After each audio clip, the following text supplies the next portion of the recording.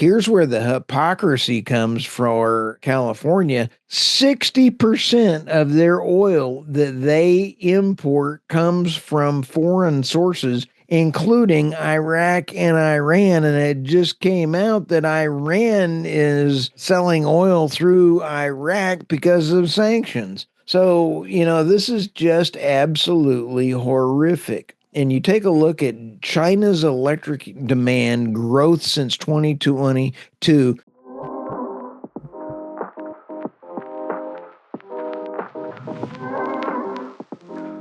Hello, welcome to the Energy News Beat Daily Stand-Up. This is the weekend edition. This is Saturday the 29th. The staff is picking the best stories of the week.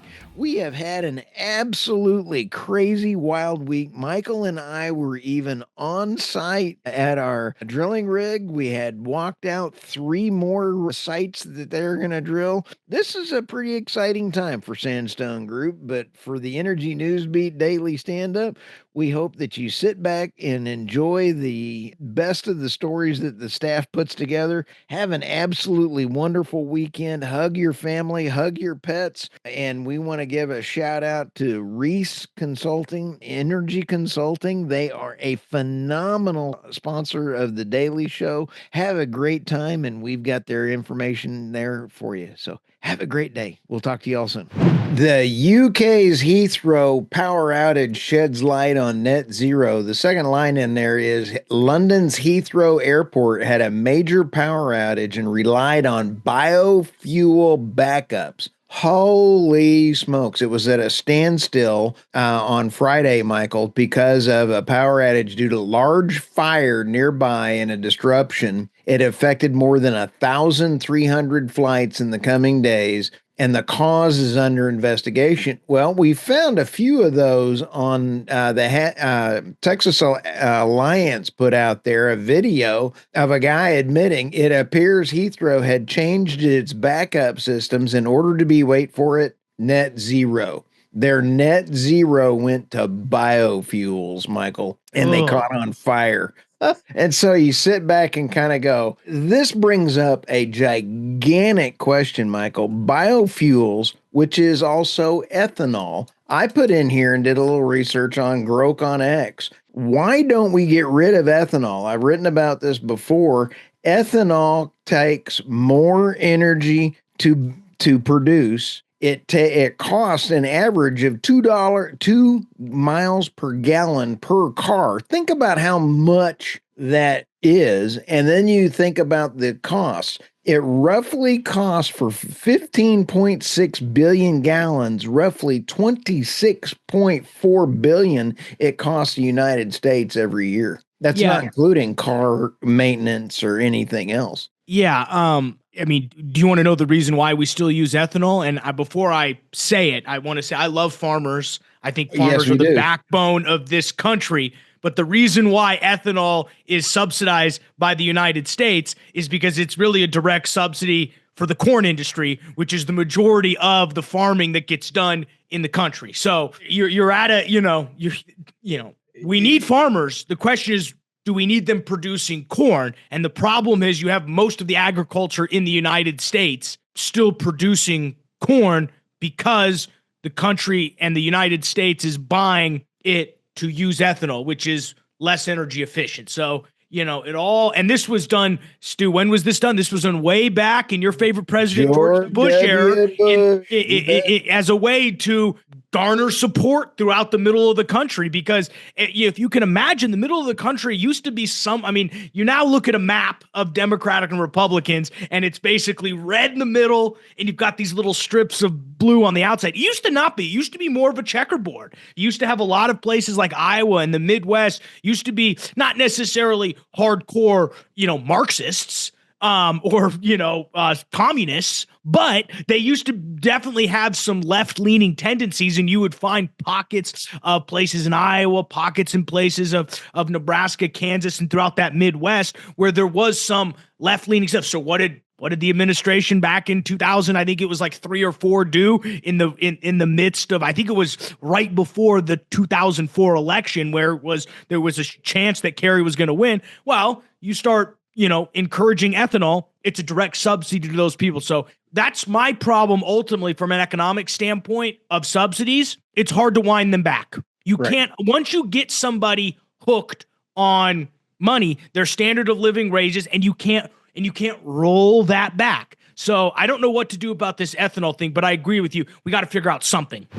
Big oil retreats from Europe's energy giants on ditch green pledges. I found this one very interesting. Europe's oil and gas giants are increasingly scaling back their climate goals. Norway's state-controlled energy giant Equinor laid its roadmap to achieving net zero. We love Norway. Norway is a fantastic country, but they were going to close down all of their natural gas. Now they're the number one supplier of natural gas to the EU.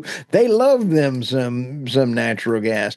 The energy transition has started. This is a quote, but the opportunity for high value growth is more limited than we anticipated, Equinor CEO Anders Opedal said on Thursday. What is the difference between the U.S. Oil majors and the European oil majors? The U.S. oil majors kind of stayed their course with the exception of Occidental, and Occidental really tried to play in the carbon capture and go into that route. That's where their success was. The Shell and Equinor appears to be systematically scaling back its energy investments and doing more like the U.S. majors. Yeah, both have ditched their wind investments. You mentioned Shell. They announced late last year that they're ceasing new offshore wind investments after doing some kind of corporate restructuring under the current CEO, Whale Swan.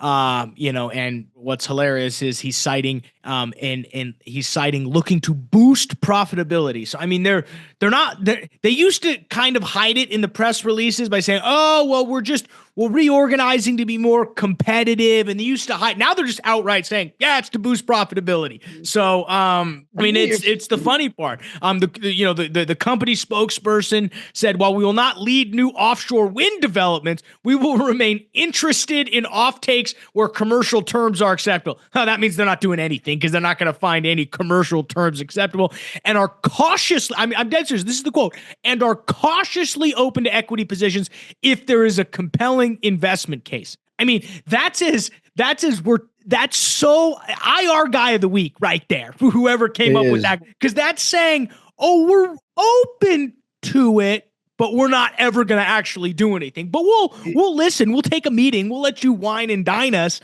if you have some new. I mean, it's unbelievable how quickly they're running backwards from this, and how they're not even hiding it anymore. Let me give you a industry translation. You say what did you just say? You said we're cautious. Read that line again. We're cautiously optimistic to we're cautiously open to equity positions if there is a compelling investment case. Okay, that translates to, holy crap, Batman, the subsidies are drying up and there's absolutely no way we can make any money, is what that translates into to an oil and gas investor. You said it best. Let's move on. Trump moves to open coal plants, citing U.S. energy and global competition. This story goes really in line with the next story, also natural gas driving up electrical prices. Coal, Michael, accounts for 15% of all power generated in the U.S. This is down from 50% in 2000, according to the U.S. IEA. But on a Truth Social post Monday,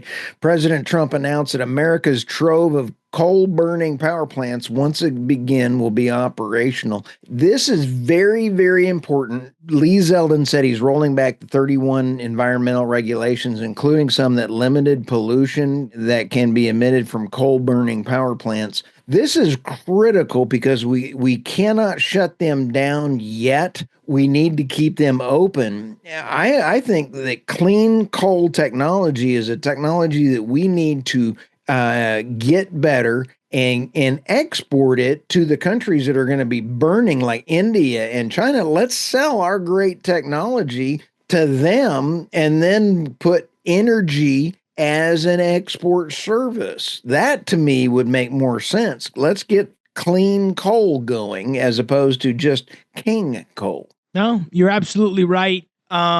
We need low cost power, and wherever we can get it, the free market will figure out where the best is. So I'm all with rolling back regulations and saying, okay, now all different sources of energy are available. What does the free market decide? If it decides coal, great. If it decides natural gas, great. Right. If it decides wind power, great. But let the free market, uninhibited by subsidies, uninhibited by regulations, whether it's harder for, fossil fuels and easier for quote unquote Right. renewables, let the free market will decide what's most efficient, and the capital will move towards that. The ideal solution, in my opinion, is nuclear. As I'm sitting here for our podcast listeners with my great hat that says Oil and Gas Executives for Nuclear, I'm a nuclear kind of guy. But you know what? How can we get a nuclear plant done in the United States? UAE did one in 4.5 years. We are going to have some serious problems in 3 years, dude.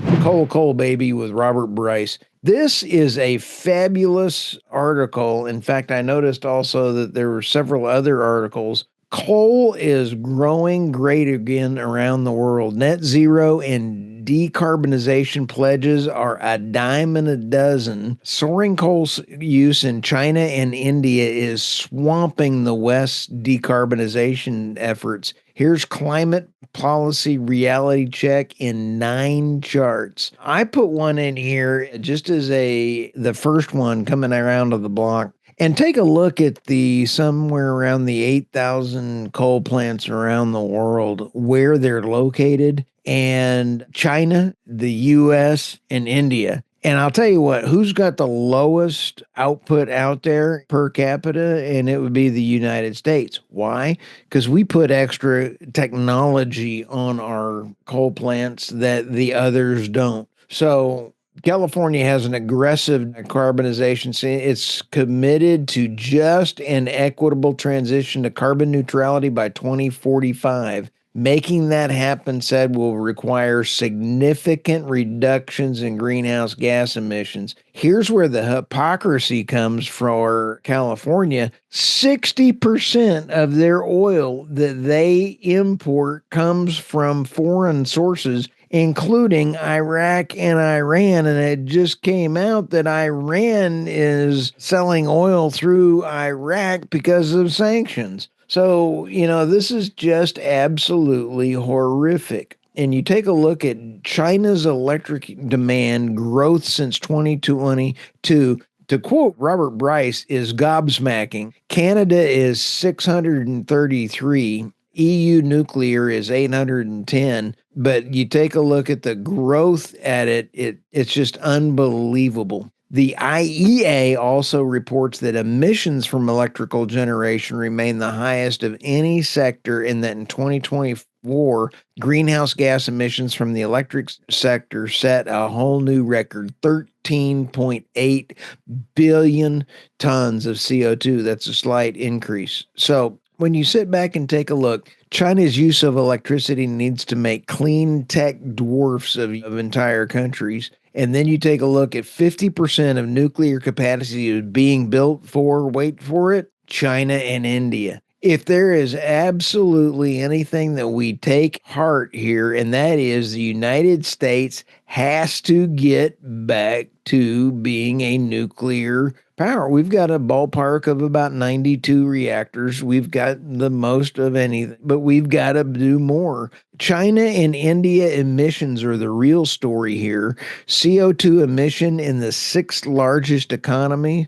And you take a look, it is US is in there in that, but it's India and China that are the problem. And they're not going to change anything. So there's absolutely nothing you can do. India's coal fire is surging. Electrical demand in India increased by 5.8 in 2024. Coal-based generation remains the backbone of 74% of their grid. And you take a look at the states, the United States used to be 50% of our grid, and they're down to about 20%. But then you take a look at the other part of the statistic on there. We've spent trillions on renewable, but renewable energy is only 4%. So We are wasting money like you wouldn't believe. We should be building nuclear power plants. Oh, by the way, and a shout out to Robert Bryce. Go follow Robert Bryce and support his Substack. He is an outstanding author. Canada's looming decision, U.S. EPA deregulatory actions will force Canada's hand. Be competitive and be left behind. I want to give Terry Edom a shout out. Terry Edom, this was published over at the BOE report, and Terry is just a class act. He's one of my favorite Canadians up there, and he's got a great book out there that I've thoroughly enjoyed reading, The End of Fossil Fuel Insanity. And when you take a look, I've got the link in there for folks to buy it. It seems when discussing the current global events with particular friend and you think the $10 word hold your hat, come into and you take a look, online trader, Substack Trader Ferg, he's a great follow for Substack Thoughts, in his weekly note, mentally taxing us to keep the news flow and what matters. Everyone is used to spotting a headline and integrating into their own framework of how the world works. Higher up the ladder you go, geopolitically speaking, it's easier because, well, that's who controls the frameworks in our society. That's also who controls the news. We have developed expectations, for better or worse, how the EU will act to something, or Russia, or China, or the US. And then Trump gets elected and nobody knows what he's going to do, which is why he is a great leader for the United States. We don't want status quo. We want things different. So there's no simple answers anymore. But let's talk a bit in time 5 years ago when Greta roamed the land, touching foreheads and curing the lame. It was a wild time for energy, particularly hard for energy writers. Describing the energy world over the past decade has required more bombastic language, which is no fun, because no one wants to be the next tabloid or canceled. And I'm tired of being canceled, but Google and YouTube shut you down. I've even been shut down on LinkedIn, and this is just absolutely fun. Terry goes further on to say Alex Epstein does an excellent job of clarifying what many Zeldin bullet points actually mean, but there are too many to go through with significant energy policy repercussions, but few are noteworthy for their significance. One of the Zeldin bullets sounds like a sci-fi book, reconsideration of the 2009 endangerment finding. This ruling is being reconsidered, declared that greenhouse gases qualified pollutants under the Clean Air Act. This is where it's all about, and this is what is going on. They're no longer defining CO2 as a pollutant and mandatory for the United States EPA to go forth and ruin people's lives is critical. Terry's point in this article is Canada's productivity has been falling relative to other large industrial economies because of being insufficient capital investment. Nobody wants to invest in Canada when you've got left-leaning policies. Money is going to go where you have great leaders. And Trump has brought trillions of dollars of investment into the United States with the promises of less regulatory actions. So Canada is either going to continue going down the left wing job, and we've got the World Economic Forum approved leader coming in replacing Trudeau. You're either going to keep going down that road and you're not going to get any investments. It's going to be a tough ride for Canada. So anyway, an outstanding article. With BP's Megadeal approved, is the West back in Iraq?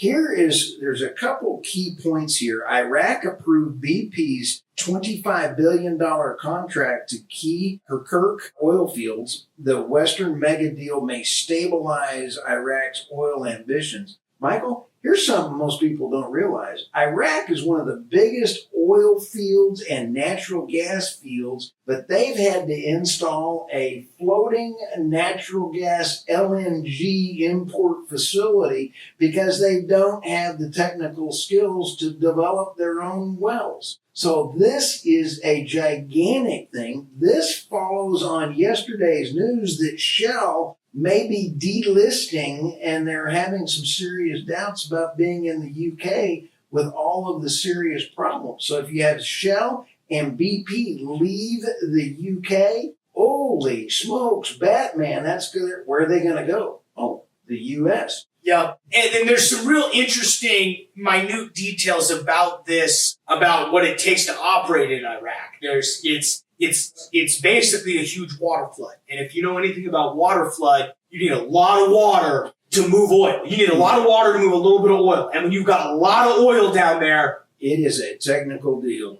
Yeah, so I think there is somewhere someone was saying, in this article that the water injection basically needs to equate for about 2% of the combined flow of the Tigris and the Euphrates River, which is pretty unbelievable, and about 6% during the low season. So this does require a lot of water. Like you said, the technical requirements of this is crazy. It's why they've had to resort to some offshore stuff. But I do think this is very interesting.